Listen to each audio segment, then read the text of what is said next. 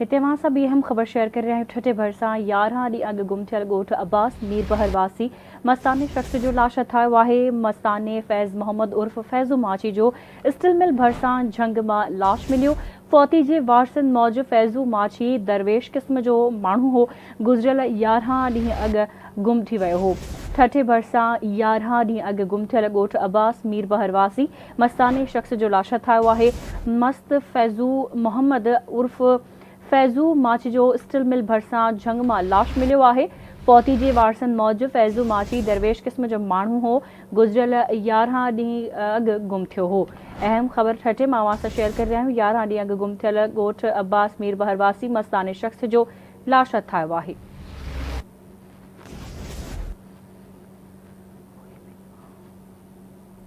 तफ़सील मालूम कंदासीं। असां लाइन ते मौजूदु आहे आवाज़ न्यूज़ रिपोर्टर रशीद जाकरो। जी रशीद, छा तफ़सील आहिनि, नवारे सां आगाह कजो। हाँ जी बिल्कुल।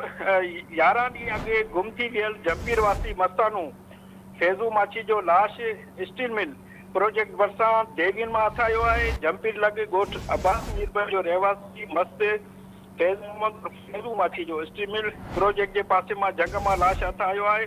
फैज़ू माची दरवेश क़िस्म जो माण्हू हो जेको 11 ॾींहं अॻु गुम थी वियो ऐं पिणु ॻोल्हा कई वई हुई। जॾहिं धनारनि पारां जंग में लाश जो इतला ते पुलिस ऐं माइट पहुता, जिते हिकु अदाओ पिंजरो मिलियो जंहिंजी कपिड़नि ऐं चपलनि मां संदसि सुञाणप बाद पुलिस जी ज़रूरी कार्रवाई बाद माइटनि हवाले कयो वियो आहे। जॾहिं त ॻोठाणो मौजूदु त फौत थी वियल खे खेसि गिदड़नि खाई छॾियो आहे ऐं सिर्फ़ु अदा वञी बचाइनि। जी ठीकु आहे, मां जी महिरबानी अपडेट करण जे लाइ।